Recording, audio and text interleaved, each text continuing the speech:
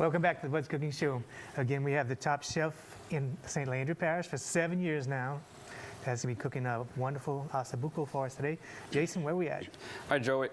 Earlier, before we went on break, we added the red wine, and it's already reduced. So we're going to add our chicken stock to it, and we're going to do the same to this step. We are going to just reduce it a little bit. We want to get it, you know, about 2/3, half, whatever. Sunday, the Catfish Cook-Off will be held at 8 to 12 o'clock, and the Grace Hamilton School of Performing Arts at 3 o'clock. And some of the entertainment for the night will be J. Paul Jr. and the Zydeco New Breeds, Connie G. and Creole Soul, DJ Ryan Richard, and Crossfire.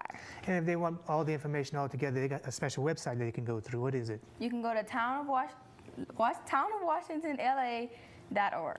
Very good. You can get all the information That's there. one thing about the Catfish Festival. They've always had like really big name entertainment, bands, and all this stuff. I've noticed that the last few years. And now the Catfish Cook-Off is anything with catfish. Of course. It doesn't matter. They don't have to be fried, grilled, whatever you want to do. Of course, it is. Of course. We're having our chicken stock reduced. Okay. Just a little more history in the dish is the actual veal shanks is what you really traditionally this dish is made with. You can use any pork shank, whatever, but typically the bone marrow is one of the as it's served is one of the delicacies of this dish. There are actual utensils that are made to actually extract the bone marrow, you know, at your table when you know it's a good point for that thing this dish. So what we're going to do is we're going to put it all together as soon as this chicken stock is. While we're waiting on the chicken stock to reduce, we want to remind everybody at home that you can find a copy of this recipe or any other recipes done on the show. Go to kdcg.com and click on the What's Cooking Show, and you can see all the recipe archives, and it's categorized for you in different areas, and it's got a bunch of over 200 recipes on it right now. Too many to list. Yeah, and let's just say that. It'll keep you at the computer for an hour, but there's a lot of great ideas on there, and a lot of great dishes that we've done. Many years worth of dishes on there. Yeah. And also, if you're on YouTube one day, you can also search KDCG What's Cooking Show. We have a lot of archive videos on YouTube. Some really good, shows that are on there. Or you can come by the local Piggly Wiggly stores and pick up your copy of the recipe. I just jump on my computer and in fact, I printed 2 out yesterday before I made it.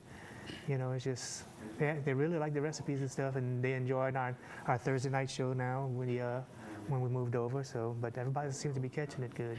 So, well, while you're there, you can always pick up some of these ingredients we have. That's right, definitely. We got the pork shanks at the store. And yeah, we were talking about that earlier. To mention this on the show, these are some really thick. These are about 3-inch. I actually got them there. I think I believe they were 6 inches, and I had to cut them in half. But typically, you want about a good 2-inch piece. It doesn't have to be. I've seen recipes call for just thin pieces like that. The thickness doesn't really matter. It may take you less time to cook it if you use a less thick piece. But still, you get all the same bone all the marrow, same flavors. You get the bone marrow and everything. You get it's all good. You can't go wrong with this dish. And it's so easy to make so far. Very easy. It is, and really, I mean, we're pretty much to the end as far as the preparation goes. The cook time is really the longest part of this dish. This dish was one of the first few dishes that I saw in culinary school that I had no idea about, and I loved it. So basically, I've used it ever since then. So now, Joey, I'm going to go ahead and take the demi-glace, or demi-glace is which the traditional pronunciation of it is. We're going to add this to the dish. Again, this is another sauce that it takes a good bit of time to make. So we're just going to use the one that I already made. Okay. Just want to put a little bit. I use about 2 quarts of this. And last but not least, what I always like to use is some fresh herbs from my herb garden. This came out of my herb garden this morning. This is some fresh rosemary that we grow. Been having an herb garden since I've had the steamboat the last 7 years. Wow. So this comes from the one little small tree that I bought 7 years ago, and it's humongous right now. Even though it doesn't want to grow where I want it to grow, it's growing. Got a mind of his own. isn't it? Yeah. I want it to grow straight up and down. It wants to grow like sideways like a vine, Yeah. I guess. You know, that's one of the nice things that you got at the Steamboat is a conversation place is your herb garden. People can walk around it and check all the nice herbs that you're growing in there that you use fresh in Yep. at the Steamboat. We have basil. Certain times of the year we have basil. We have our own. We grow chives. We grow parsley, flat leaf Italian parsley. We grow thyme, oregano. We have a good bit of variety there. So Right. we use what we can. It doesn't always produce enough to,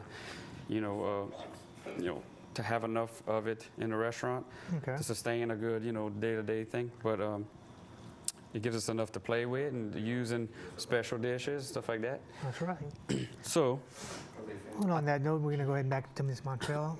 I'm gonna play it up while you And- do that. okay. How about that? And she's going to give us a little bit more rundown one more time on the festival, when the dates are and stuff like that, and what time is it open? It opens at 8 o'clock. 8 o'clock? And that's on the Saturday? Or The Sunday. Sunday, okay. What about the Thursday and stuff? It opens at 5, right? 5 p.m. Okay, and the Friday? 5 p.m. 5 p.m. also, and Saturday it opens there early, at 11. at 11. Okay, I got you. So if you want to have a good time and eat some good catfish, go down to the Catfish Festival in the little town of Washington. Just Little walk- town with a big heart. And that's a walking distance from the Steamboat, so go and enjoy some good catfish and then go have a good Bloody Mary and go back to the festival and play around a little longer and then go back to the Steamboat that night. Sounds good to me. Too much to do in Washington this weekend to Yeah. not come. Look how beautiful that is. Put a little bit of parsley on it.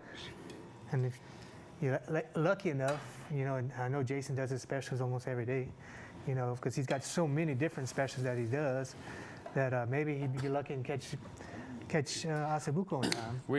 We may have that this weekend. We're definitely going to have some escargot. Those of you who have not tried it before, it's a must try.